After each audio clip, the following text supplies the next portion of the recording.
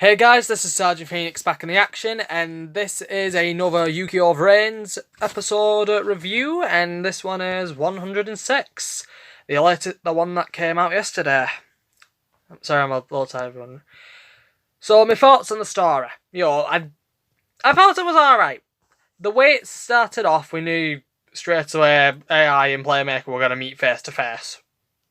So, that was that. But what I found is interesting will be what I'll explain in just a minute. With his latest cards that we've just found. But I do find that I found the episode though quite good. I thought, it's an alright way to get everything started off. Now that we've got our duels starting and we've got some members of the team already taken, 2 members of the team already taken down, I think. I think it is 2. Most likely 3, knowing AI. So, AI, and I want to talk about this, AI's ranking system. He created his own little ranking of all the bodyguards, including him and Roboppe. And he placed it like a triangle base, so everything else is ridiculous, stupid, weak, in other words. And the triangle's like your grading system. In the bottom of the triangle, in the triangle bottom bit, he put the 4 Knights of Annoy. I agree with that. They're not really powerful duelists, in my opinion. Anyone with an alright deck could basically take them down, in my opinion. Then he put on Gorskull and Blood Shepherd, which is alright. They're not that powerful, even though they've managed to get close to beating some of the pros like Revolver and stuff. But that's only Blood Shepherd who's gotten close to beating Revolver, in my opinion. Then we've got Blue Maiden. And, she's an alright duelist, but not like a pure meta duelist. Then we've got Go and Soulburner. And I can understand them being second ranks. Because, they are actually quite good duelists. And he put on the top of that, in the triangle, Revolver, and I can see why he would beat all of them really easily. If in the duel, if Revolver really actually tried to beat Soulburner, but he didn't do anything, he would have probably won. It's most likely he would have won the duel, in theory. Then, so I've just been out in the rain. It's just ridiculous. Because I've wrote down what I want to talk about personally. But what really what's annoyed, shocked a little people, but giving AI a bit of a cocky opinion. He put wondering where Playmaker was. Why wasn't he next to Revolver? Underneath the pyramid, I'm gonna call it, little triangle. He's underneath the Knights of Arroy. Because I says he doesn't see much as a threat because he's duelled against him. He knows his deck and moves, what he'll most likely do, which I found quite funny, but decent. But what made it funny is where he ranked himself. Where the triangle is, move a bit up, really up. There's a little cloud above level, probably overpowered or meta most likely. He's right there, and that shows that he definitely knows he can beat them, by ranking status. But we've only ever seen him duel Queen, and by the looks of it, he has his deck strategy does seem quite powerful and it's efficient.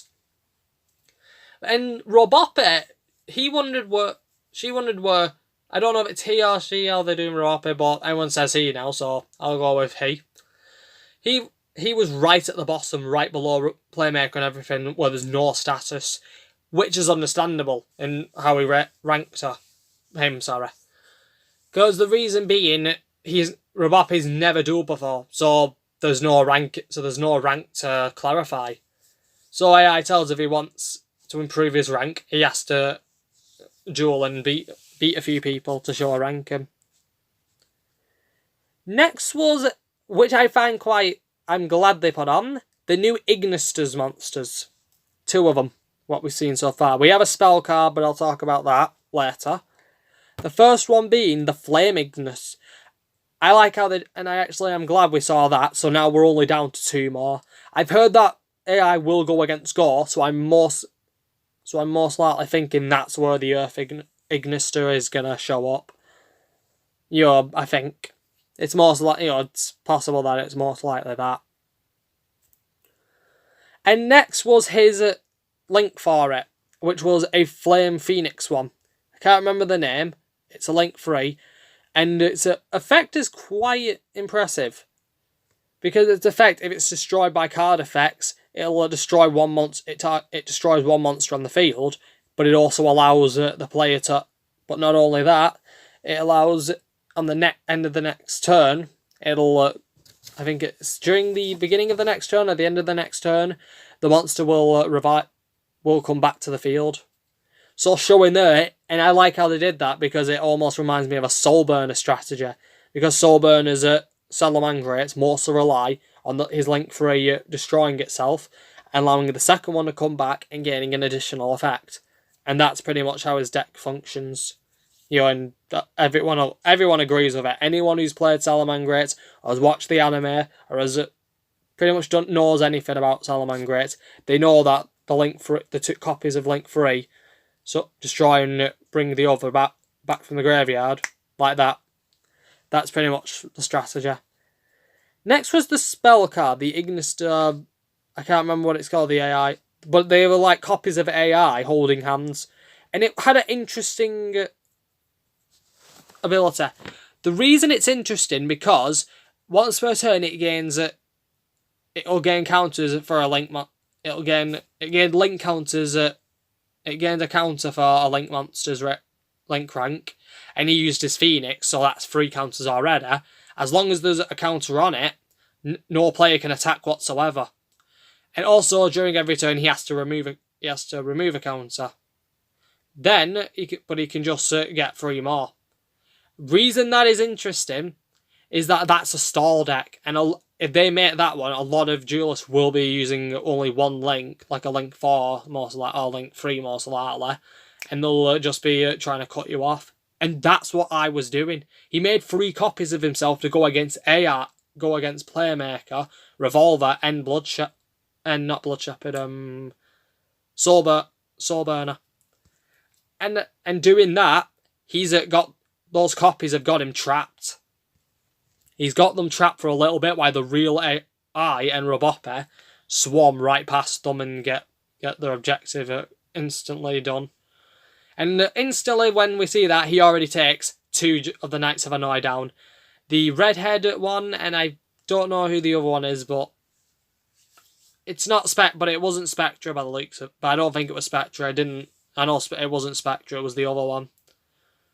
So those 2 are already down. Then I went against the third one. The third one with the dark blue hair. I'm not good with names.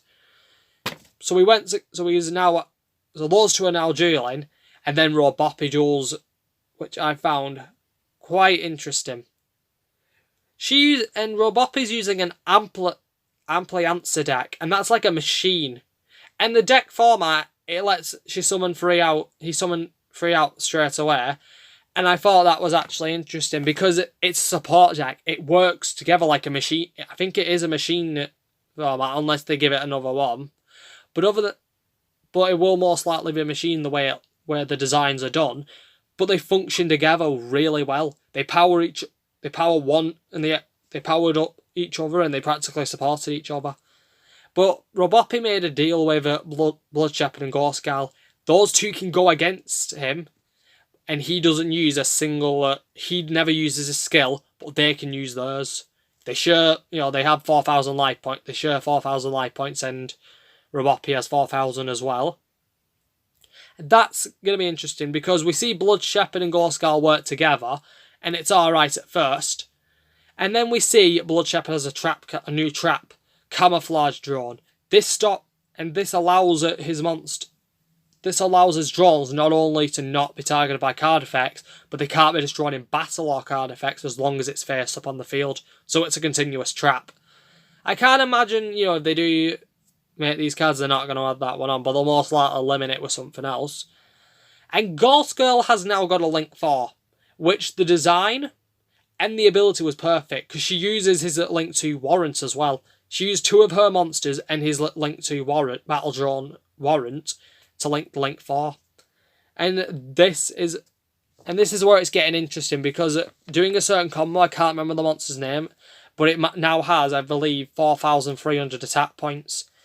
And this actually shows like a level of teamwork these two do have. They've worked together in the past, so they know how to work together. Not in duels, most like.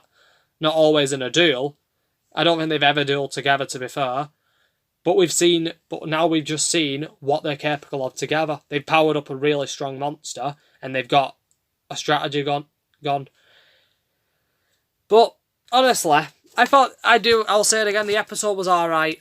But seeing AI and Playmaker face each other face to face, with Playmaker wondering why I's doing what he's doing, he's just and then I just says he's carrying out what Lightning's plan was.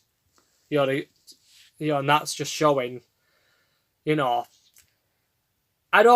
deep down don't want to believe it. As a fan of the vrains season, and being a fan of I as well, I do, but honestly, I think there's something else going on. As a fan, and me and my friends were talking about this, and I asked this, maybe there's something else.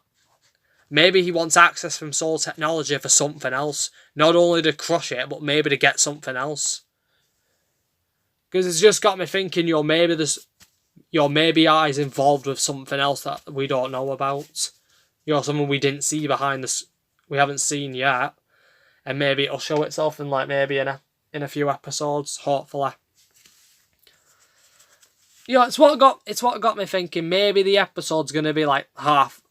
They're gonna have half the episode where they're gonna be fighting. I and Playmaker will be against each other, and then they work together like in a tag duel. Because I think if Konami do that will be a great one. Like the main villain, whoever it is, like a virus or something, like a virus AI, maybe an original before the 6 were invented. And this is what I'm thinking.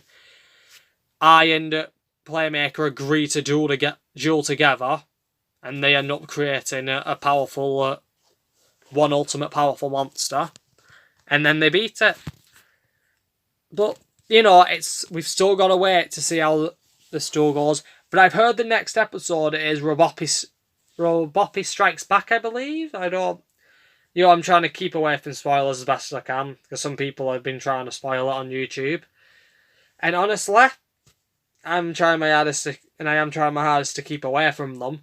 But if the episode is called Roboppy Strikes Back, meaning he'll have a way of comboing against what they're doing. And, maybe he wins, maybe he doesn't, but I do think, one of them. I think Blood Shepherd will, maybe have a chance to damage Roboppy a lot, down to a good few hundred life points, and Ghost Scar maybe finish him off for good.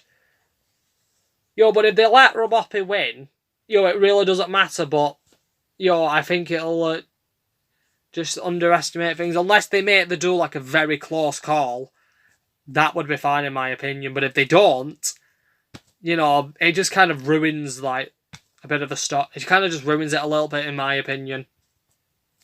But this is only an opinion, a review. So if you want, comment down below what you thought of the episode. Yeah, sorry for as I was gonna say, comment down below what you guys think. What your thoughts and opinions are gonna be on the next episode. If you know what's gonna happen, please don't comment down, because I really want to wait. Even if it's a week, I don't care. I just want to see how it goes without anyone spoiling anything. But until then, this is Sergeant Phoenix, over and out.